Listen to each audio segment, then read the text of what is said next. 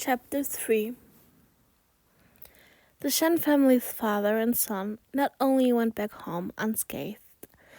Shen Yibin received the emperor's decree, saying that after the investigation was finished, he had to participate in the palace exam. It seemed that if he didn't seize the champion position, he couldn't become an official in the future.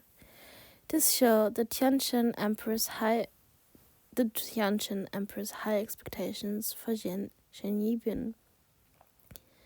As long as he really got top marks in the imperial examinations, it would be easy to achieve meteoric success and reach the highest official position in the future. Shen mother turned several laps around her son, happily saying, "I knew my son was the world's most intelligent son. Since he was small, he was clever." Shen father recalled his son's childhood cleverness and also sighed for a while. He thought his son was a pitiful Zhongyong. How could he foresee that he was actually deliberately concealed? Thinking about it, he really didn't know whether to laugh or get angry.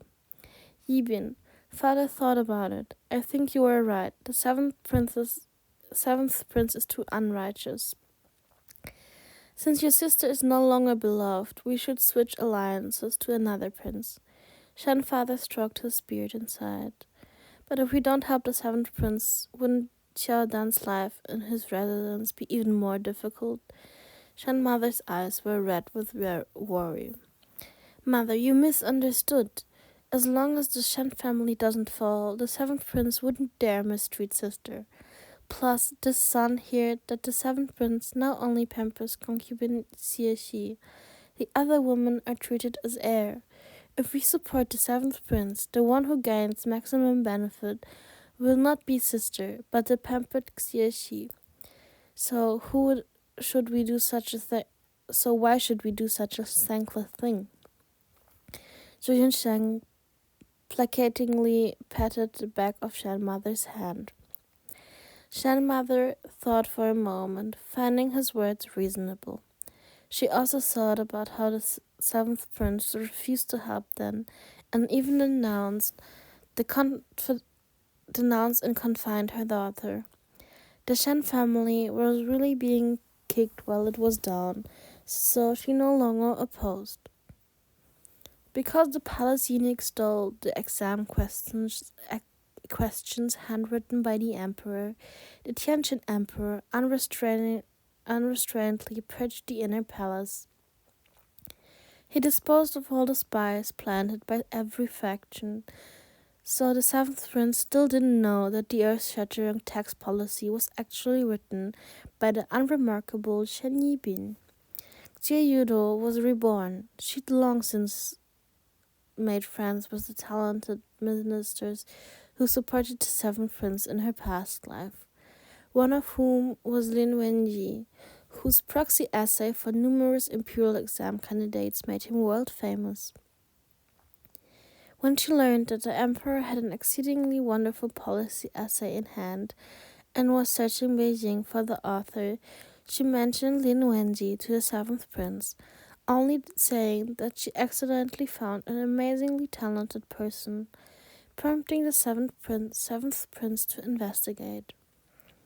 The seventh prince was trying to please his imperial father, but he was also trying to recruit a talented individual, so he personally searched for Lin Wenji. Lin Wenji was a concubine's son, and he was quite suppressed by the first wife. He wanted to participate in this session of the civil service exams, but the first wife refused to find a guarantor for him, and also instructed the servants to burn his various correspondence letters, so that he had no way out. He had a miserable life, and had no choice but to write poetry to earn money. Over time, his name spread to all corners. As the civil service exams neared, people flocked to his door for essays, all on the subject of Zuyong Diao. They repeatedly warned him not to publicize the matter and to never write the same essay in a public context. The prize offers were many tens of thousands and a few thousands. Lin Wenji was very clever, quickly discerning the key points, so he devoted himself to study for a few days and wrote a wonderful essay, then simultaneously sold it to many exam candidates. He did so in order to escalate the situation so the Tiantian emperor would notice him. Therefore, when the seventh prince came to his door, he was already wearing his best scholarly robe to warmly welcome him in. The seventh prince discussed the classic with him, feeling that he was already extraordinarily educated. Then he explained his purpose for visiting. Lin Wenji's essay had already spread among the examiners, then spread around the imperial court, but Zhou Yunsheng's essay had been cautiously collected by the Qian emperor. He'd also warned the examiner who discovered the essay to not publicize it, so people with ulterior motives couldn't perform mischief. As a result, the seventh prince only knew about Lin Wenji's policy essay. He didn't know that there was one far more superior to it. The two men matched essays. Lin Wenji pretended to be fearful. The original Zhou Yongdiao essay was actually written here. Carmen is ignorant. Carmen deserves death. The seventh prince quickly helped him up, explaining that his imperial father didn't blame him, but was actually continuously searching for him, wanting to order him to efficiently serve in the court. Lin Wenji's heart was smirking in satisfaction, but he pretended to decline a few times before following the seventh prince to the palace.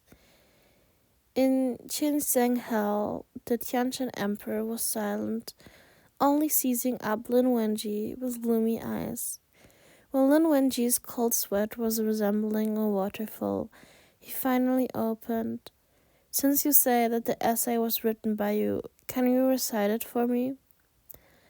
Lin Wenji composed himself, then recited the essay after a respectful, at your Majesty's command." The Lin Chen emperor's cold expression turned into contempt, followed by a little pity. If Zhou Yunsheng's excellent essay didn't exist, the Tiantian emperor would have handpicked this essay as the best and brightest. But he had also been very curious about the writer of the other essay, and even planned to place him in an important position if he had good character. However, this person heard that there was an outstanding essay in the municipal exam and hastily rushed to the palace to claim it. Anyone could see that his egotistic heart was very heavy, and he thought very highly of himself. Compared to the free and laid-back, pure and natural Shen Yibin, he was simply unsightly. "Enough. This essay is good, but not good enough to impress me. You learned well, but you're still somewhat short-sighted and hasty." The Tiantian emperor picked the well-thumbed essay off the table and handed it to a nearby attendant. "Gaining knowledge requires humbleness. Let him take a look at this, so he learns where he lost." Lin Wenji knew that something had gone wrong. He fought against his fear to take the essay and scan it. After a while, he paled. "Young Seven, you look too." The Tiantian emperor waved his sleeves. The seventh prince did according to his words. After reading, he was extremely shocked. "Expressive, brilliant, elegant, such remarkable work. Dare I ask, Imperial Father, which learned scholar wrote this?" The seventh prince sincerely bowed down low. "Was it not your brother-in-law?" The Tianshan emperor laughed heartily and said, "He wanted more time to play, so he actually behaved foolishly in front of official Shen for a few years. If he was not forced into a desperate situation, I don't know how long he would have stayed hidden." The seventh prince's heart jumped fiercely. Stunned, he raised his head to look towards the imperial throne. The Tiantian emperor was too lazy to explain, dismissing, "I'm tired, you may leave. Whenever you study, don't forget to cultivate your heart. Remember that there are people beyond people and heavens beyond heavens. Then Wenji was deathly ashamed. He repeatedly kowtowed, then retreated while covering his face. The seventh prince ordered someone to send him home, no longer concerned with recruiting him. Sitting in the carriage, he carefully recalled that policy essay. Such a beautiful essay came from Shen Yibin's hand. Even if he was beaten to death, he would never expect that. However, his imperial father was wise and brilliant, very decisive. If he said yes, then it was certainly not wrong. He thought of the disgraceful situation that had just occurred because of his desire for his imperial father's praise. He thought of his imperial father's great esteem for Shen Yibin. He thought of his cold treatment of Shen Xiaodan, and now he didn't lift a finger to help the Shen family, and how he didn't lift a finger to help the Shen family. By now, the Shen family must have already cast him out of their hearts. The seventh prince's cheeks reddened, like he received dozens of ruthless slaps. His cheeks even felt a dull ache.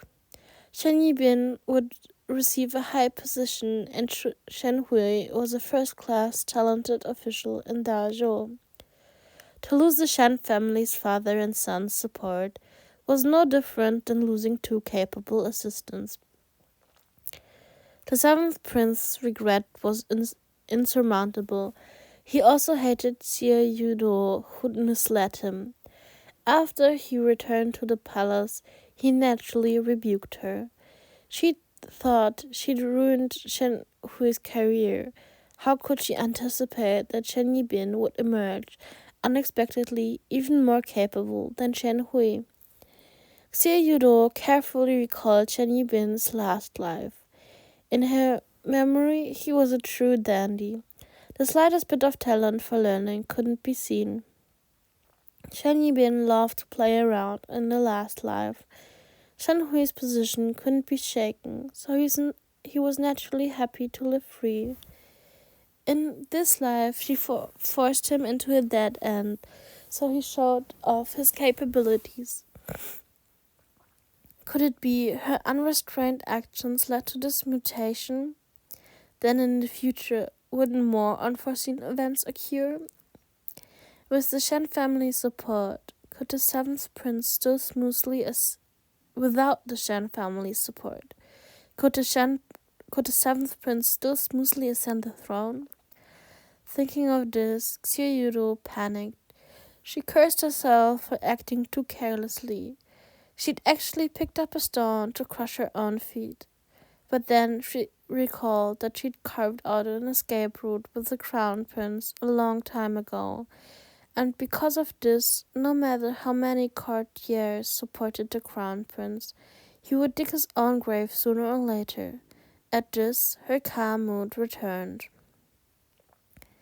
The truth about the fraud case finally came to light, and a large number of the crown prince's subordinates were ousted.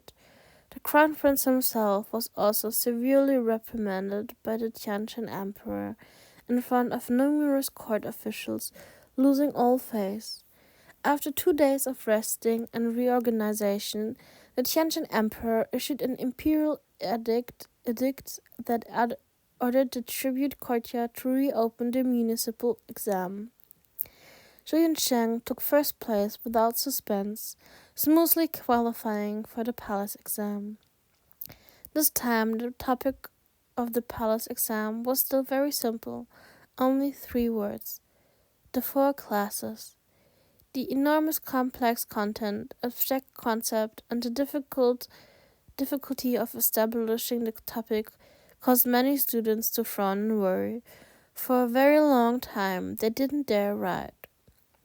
Zhou Yunsheng closed his eyes for a moment, and when he reopened them, his writing flowed like water, finishing in one go. The 4 categories of people, the country's pillars. Therefore, men shouldn't hold more than one official post. Officials shouldn't double work. The 4 classes different from the countryside to province. Therefore, the agricultural eloquence of the farmers intellectual words and deeds of the scholars, the workmanship of the artisans, the skillful tongue of the merchants.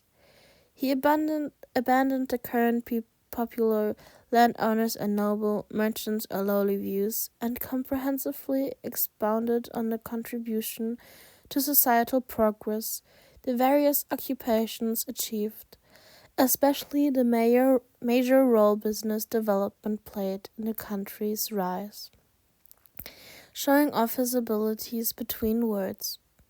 Most of the essays written during the palace examination attached a lot of importance to stability, preferring moderation over provoking the emperor's sore spot. But Zhu Yunsheng's analysis through 0707 showed him the reason why the Tianjin emperor wanted to reform the tax system. It was actually in order to reopen the seaport, preparing to welcome foreign trade. This essay not only didn't poke his sore spots, it poked his itchy spots. Sure enough, when the Tianjin emperor came to his table, he only needed to read the first two lines before becoming transfixed. Waiting until the full text was complete, then he couldn't help but applaud.